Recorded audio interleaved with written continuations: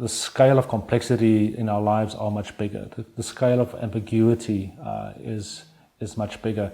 And as humans, we want that hope. We want to see that there's a future. We want empathy because we want to be heard. And being heard is being honest with us. It's being transparent in that space.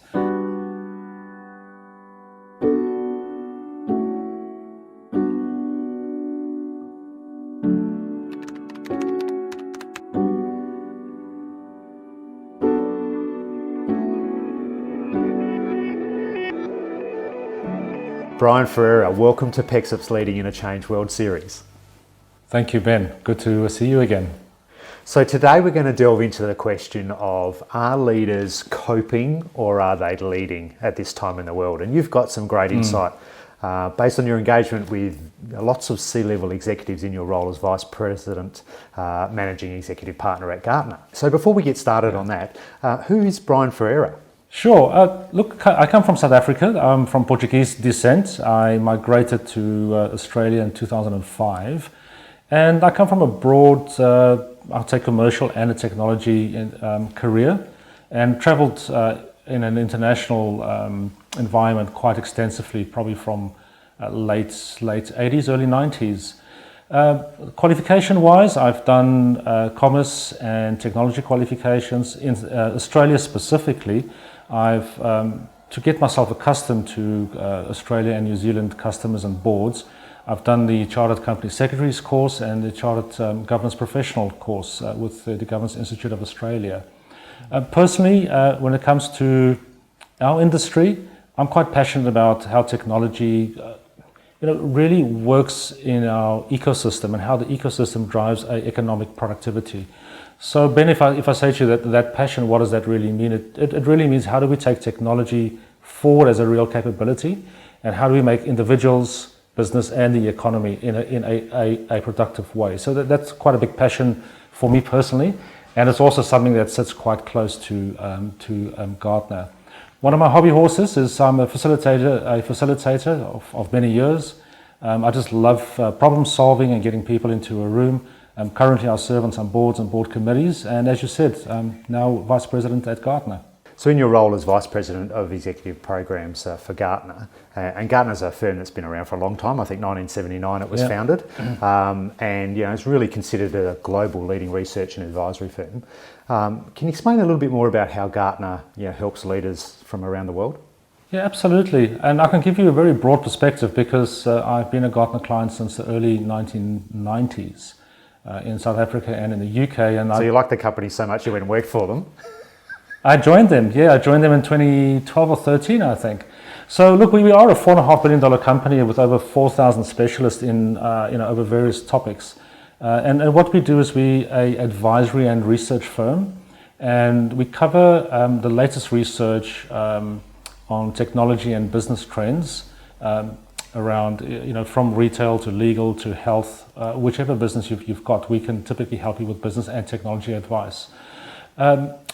More specifically around strategy design. So if you get us in, we're quite happy to debate and challenge with you your strategy, not just from a technology point of view, but what that means from a business model perspective down to revenue and EBIT level. Then through from execution and implementation. And part of that whole engagement is about how do you get the best commercial outcome, if you're going to outsource things or you're going to do an M&A in that space. So you can use Gartner from board level right down to a technology level in that space. And from a board point of view, where we do a lot of businesses, that we play a big assurance and validation role for boards in our advisory role. So what we want to really delve into today is what's happening at a leadership level and whether CXOs are just coping at the moment with the day-to-day and the change and the challenge that they're faced with in the world, or are they actually leading their organisations towards the future? Can I start with what key themes that you're seeing across organisations at a global level? Interesting question. As I reflect on your question, there are probably three themes, I would say. The one is really how the crisis has had an impact on the business, I'd say is one major lens. The second lens is, once you've worked through that, is what's the recovery from a business point of view? So how do you move forward? And a third lens is habits and behaviors. There's some mindset changes that have changed since the COVID crisis, and we've behaved differently. So it's really about the impact on the business, how you recover, and then how habits and the ways of work with people and management and leadership has changed. From all of those three lenses, what people are really struggling with from a theme point of view is what are we here for? So the crisis in those three themes have really questioned where people are personally and where they are from a business point of view. So if we look at that first lens, I think from a business point of view, the biggest thing that's happened to all of us is how people spend their money. And some of the most lucrative industries have half their revenue overnight. If you look at people fighting for survival, in leisure, in fitness, in cruises, in airlines, it's really, really, really tough. And then you've got sort of, on the left-hand side of middle, you've got people that are hanging on to revenue. People are still buying and spending money in the same way, but less. Then there's a small group of industry people that are making a bit of money out of it. So commercial merchandisers, Amazon has gone crazy. We've got home improvement, Bunnings is going crazy.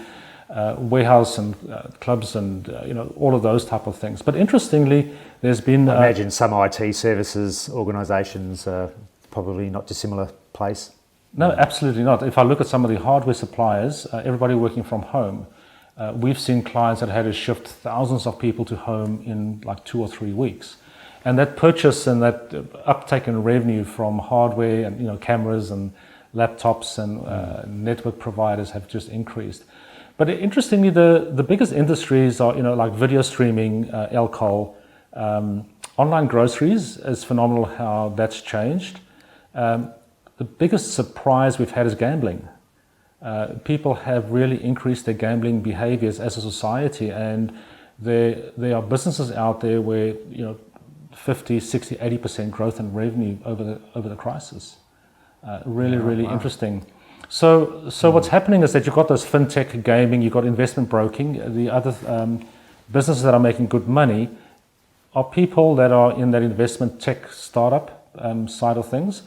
And then that falls into how our whole market is operating and trying to make sense of where the market is.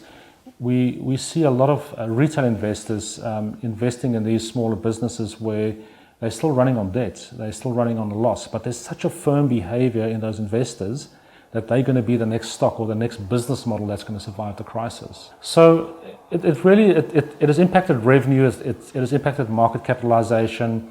If you think about leaders in this conversation, if you're suddenly running a company and your market cap has doubled and you're still running on a loss, and you've got disclosure obligations to investors and to the regulators, how do you do that? And how do you then manage that risk out in a regulatory environment? So that's really the tough part of business. Now, the second conversation about how we recover, I think there's a big conversation in this one, Ben. Two things happen.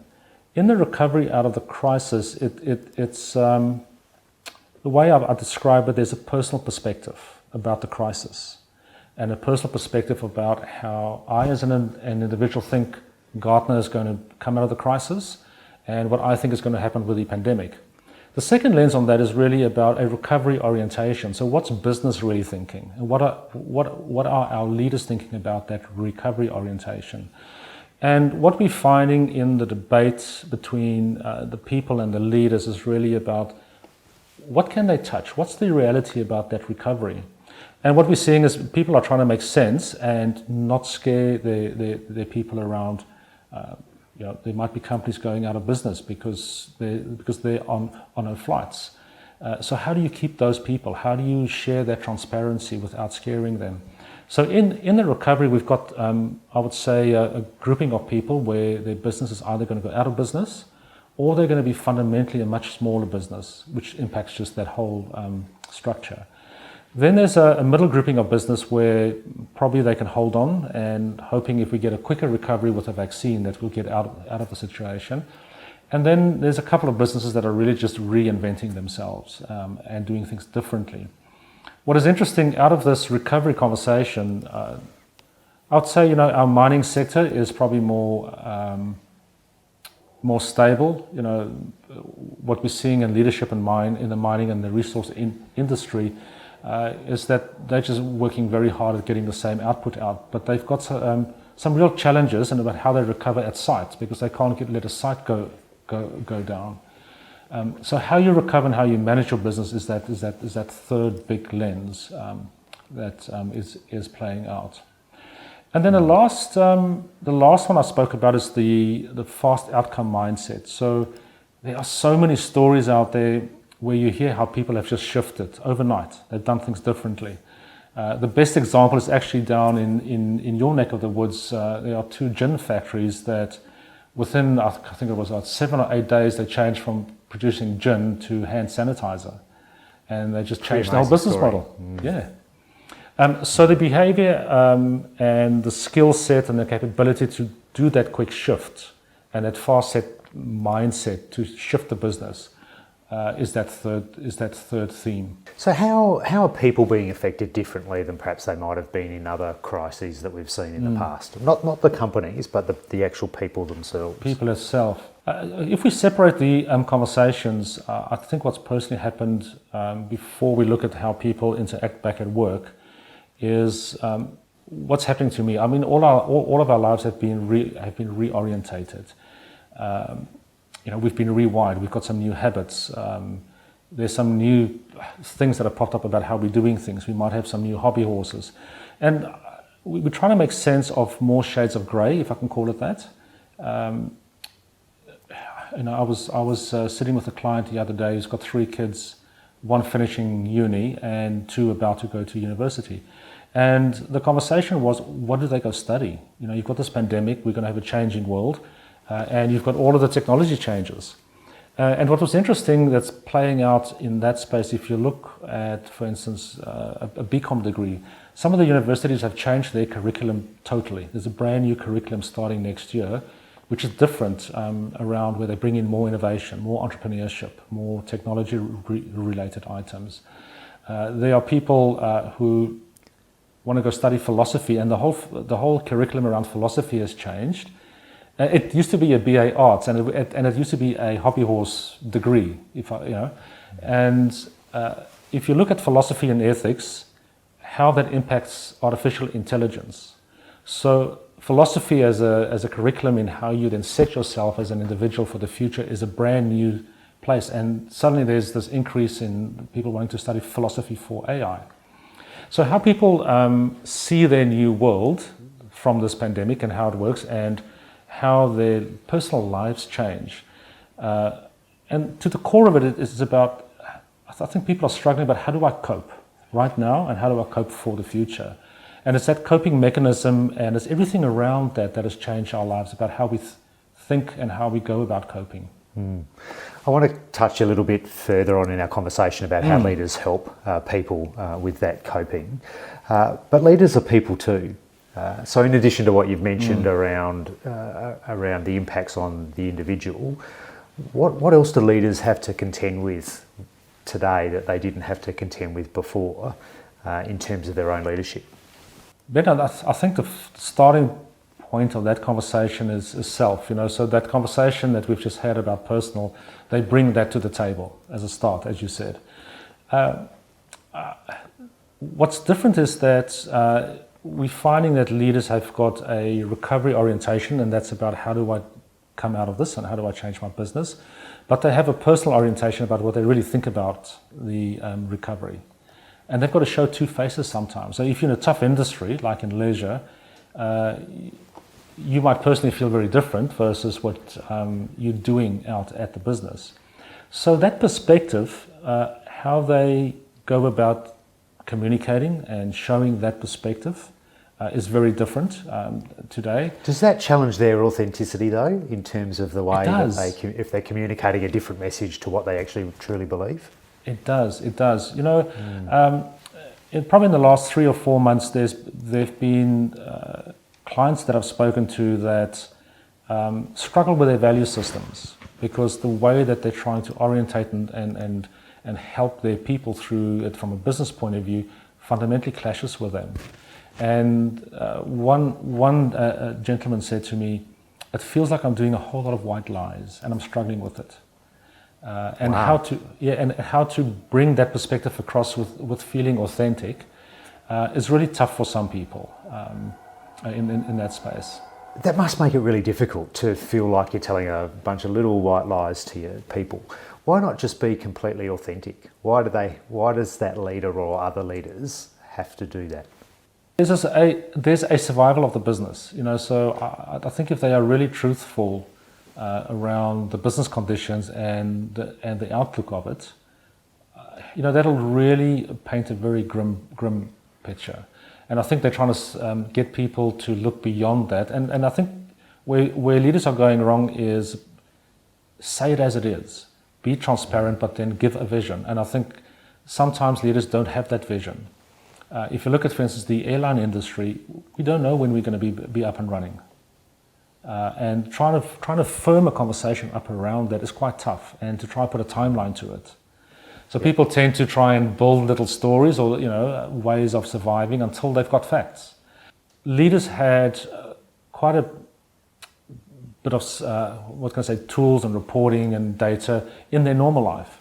Where they are right now, the way they used to validate their decisions and give assurances to boards or assurances to the people is really hard. We've got clients that cannot operate with data that's older than 1 week. But the board pack has got to be out 4 or 5 weeks before that the board members can read it. That does challenge the board in terms of their decision making, doesn't it? Absolutely. So you've got the impact. So boards need to look at this differently. The way that leaders react to it needs to be different. And that's complicated because you've got the sudden influx or high influx of information. There's just so much that they've got to consider. So on top of all of that sort of risk and mitigation of risk and assurance and trying to find the right reports and the window of what to report you're suddenly stuck with what information really makes sense and what is truth, and how do I distill all of that noise down to something that's tangible that I can be transparent on it. So sometimes people just struggle with they want to be transparent, but they don't have the things around them to build that transparency, and then they're just scared to say, I don't know. Brian, I was reading an article you wrote for CIO.com titled "Resilience is Key to Australian Tech Chiefs Surviving a Prolonged Crisis." And you mention in a quote here that says, "Let your people know what the new business model looks like.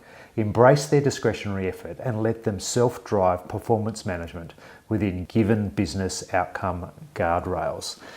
Can you outline a little bit more about what this embracing discretionary effort means and the self-drive performance management? So before I talk about those two concepts, the part of what you just shared there is about transparency. So it's about first being transparent and saying, this is what I know, this is what I don't know, and here is facts that we can work on. So if we talk about this discretionary effort, is that there's been a change in how people look at their jobs and the appreciation for their jobs. And to keep it, they put in additional effort. So this is effort that so your discretionary effort is about what people give to you as a leader out of their free will. It's all on top of everything that they normally do. Okay, so this is going above and beyond, right? So my position description is X. I work 7.35 hours a day. That's what I signed up for. But I do more than that because, hey, jobs are at risk. Correct. Maybe if I put my extra effort in, maybe my boss will see that. Say it, yeah. So that's discretionary effort. It's more than what you have to do. So people are very keen to actually do that. But if you let them apply discretionary effort without the right facts, they spend so much more time on doing the wrong things. They might be making decisions with the wrong facts.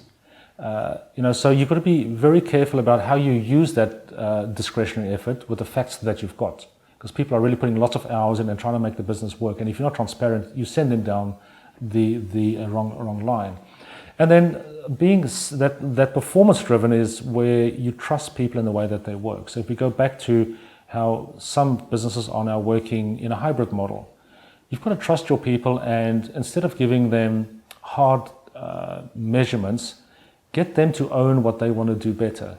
So if you've got the transparency and you harnessing that discretionary effort, and then you allow them to set some personal objectives about their job, about their role.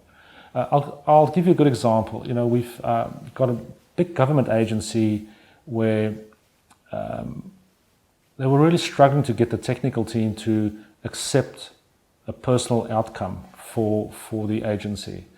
And this is an agency that does economic modeling and budgetary forecasts. And the people that are working at a database level normally have, you know, I'm doing patches, I've got the uptime of the server. And as they went through the crisis, they really struggled with having some technical people at home. And they were trying to drive the performance of their people through those measurements, which just didn't work. So they changed the way that they ask their people to look at their business. And for instance, a database analyst now would say, I am trying to increase the efficiency of the statisticians to get economic modeling out quicker for the COVID crisis so that the government can respond. So that's what a technical database analyst now says, instead of, I've done so many patches, the uptime is 99.8% or whatever. So it's putting that real personal flavor to being clear about the business model. It's about understanding that your staff will and want to give you more. And then it's about linking them to their personal passion or their personal objective to getting to that business outcome. So when we talk about leading and coping, you know, we've talked about, you know, leaders who are coping with the changes that they're and the crisis that they have to contend with. And then we talk, you know, we think about leaders who are leading their organisations out of the crisis, leading them to a new world, a new strategy, a new business model. Are they mutually exclusive, or does one come before the other? It's a good debate, and we were trying to discuss the chicken and egg situation on this one. Look, I would argue that they're fully integrated. You know, you've got to cope and you've got to lead. You know, and I think people need to cope while trusting their leaders, and leaders need to build trust about the future while helping their people cope. But they've got to cope themselves as well. So if they don't cope themselves well, they can't lead, and if they lead without a good coping mechanism, they struggle to be transparent. So I think they are totally integrated into that, and some people just struggle with that challenge or that calibration of those two components. In our conversation earlier this week, we talked about some of the things that we've read around what leaders need to provide people in times of crisis. We come down to four things: hope, empathy, trust, and stability. It's four key things. Why are these so important? I think if you go back to our previous conversation around how people's lives have been disrupted and how they feel about things and how the business has been disrupted, you know, we haven't experienced anything like this crisis, or many people haven't. Going through a crisis to this extent, and you know, if you think about how quickly everybody across the world just pivoted, hospitals, stay at home, you know, we shut down trains and flights. You know, that brings fear, that brings uncertainty, and I think the scale of complexity in our lives are much bigger. The scale of ambiguity is much bigger. And as humans, we want that hope. You know, we want to see that there's a future. We want empathy because we want to be heard, and being heard is being honest with us. You know, it's being transparent in that space. That comes with trust. You know, we can only trust people when we've got that real connection, and there's that hope, and there's that empathy, and there's that transparency, and those things combined gives you a sense of stability.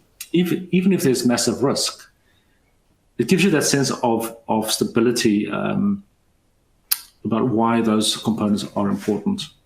So in terms of you working with organisations, have you got some good or even not so good examples where organisations haven't been able to provide, don't name names of course, but maybe industries where they haven't done that particularly well? Yeah, there are a couple of things that come to mind. There's one business that's been affected more than 50% in revenue. And they are going to come out a much smaller business, and they're going to have to rebuild the business, as we get back to some sense of normal. But they've got a hybrid of bricks and mortar business and online. Now, the people working in that for that business have seen what's beyond the crisis. They've experienced things at home in the way that all our lives have changed. And they look towards their business, and they probably firmly believe that bricks and mortars are going to be less. However, they've got leadership that's saying, we're going to go back to normal. We're going to use all of those bricks and mortars again. And there's a fundamental difference in belief around that recovery perspective and the recovery orientation between the people and the leaders in that space. To the point of where some people have told their leaders they can no longer work here because they just don't buy the vision of bricks and mortars anymore. And they've had a couple of conversations to try and manage the change and manage the ambiguity of it. And it doesn't matter what the leaders put back on the table. There's a vaccine, and people will flourish in the streets again. Somehow the staff just don't believe that anymore. And was that a business that was pre-COVID, transitioning more towards online rather than bricks and mortar anyway? Like, was there already a transition in play? Maybe not accelerated, but was there already a transition in play to more online selling anyway? It was very slow because they were really embedded in bricks and mortars. So they had some online services, but there was no massive drive for it. And now suddenly that's just no longer happening. And in that space,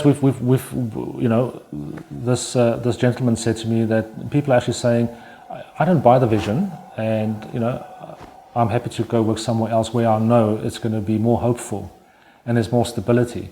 So people are not so much worried about the risk. They've already managed their personal risk. They've managed working through the toughness of the change in our new lives. So I sometimes think, like in this example, I think leaders have forgotten that people have already adjusted, and they're seeing risk beyond their own leaders, and they're no longer feeling comfortable in that space. Another example I can think of is a business that is probably a scaled down business, and to survive the future, they need to continue working on certain capabilities. But because they're scaling down and they've got less profit, they can't invest in these new age capabilities. So they're going back to old ways of work, manual. They are pausing on some systems where there was some automation just because they don't have the money. And in this case, we've had people go, those skills are so important for the future. And I will need them wherever I go, but now you're stopping my self-development on this. And, I don't want to be here because I'm going back to 10 years back.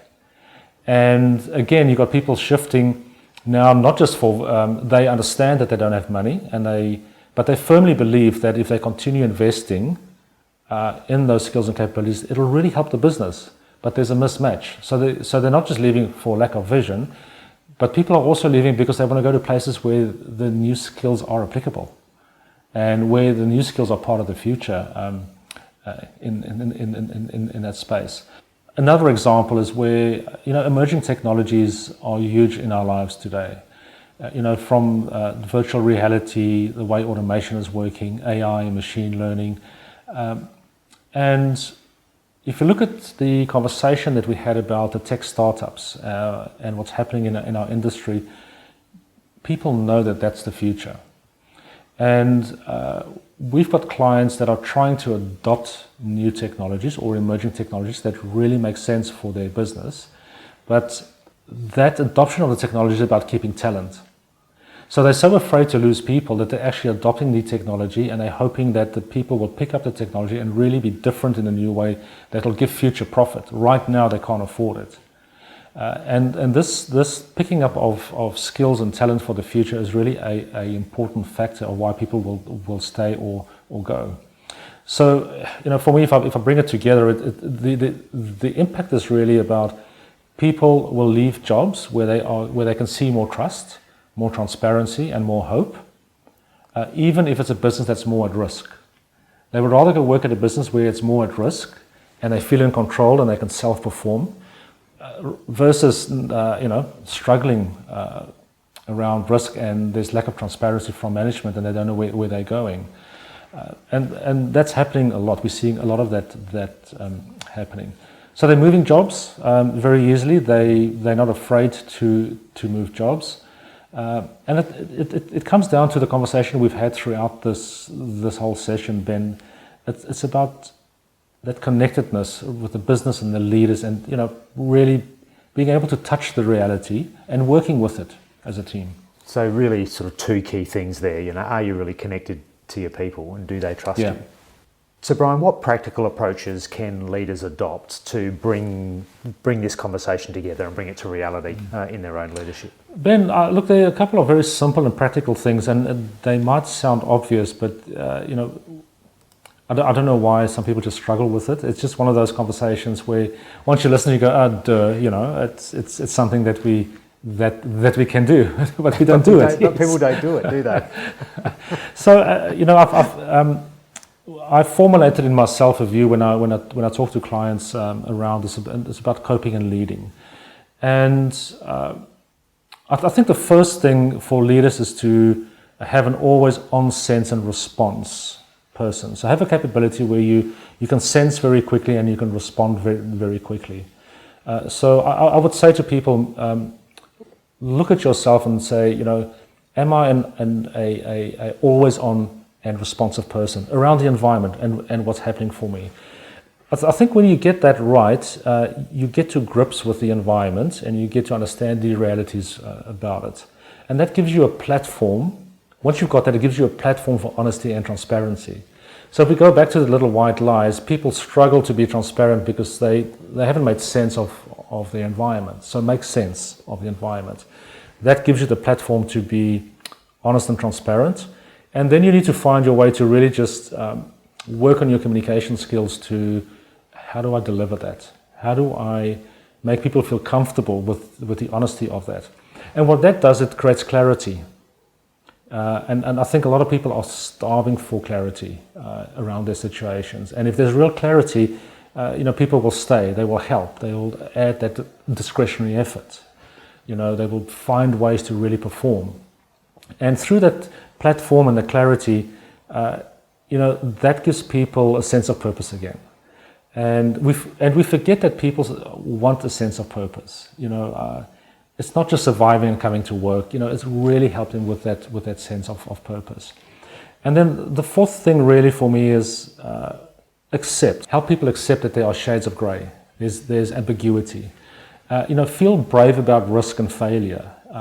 Really embrace that, because if you really take on the risk and you try the new things and you move forward, it gives you a platform to get back into that recovery framework.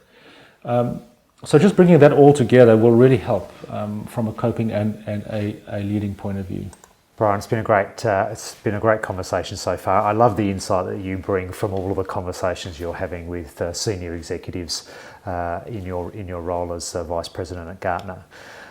Before we leave, if we could boil our whole conversation down to perhaps just three things for leaders to take away, what would those three things be?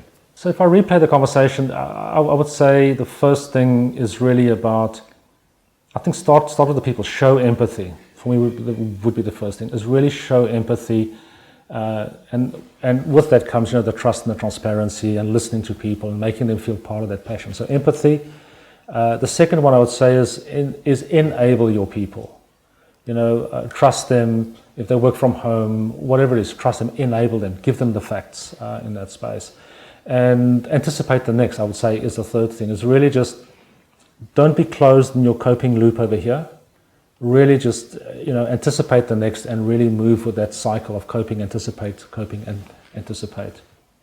Great stuff. Show empathy, enable employees, and anticipate the next. I love them. Yep. Brian, thank you so much. I really appreciate your time, and thank you so much for a great conversation. Ben, thank you for the opportunity and great chatting to you. Thank you.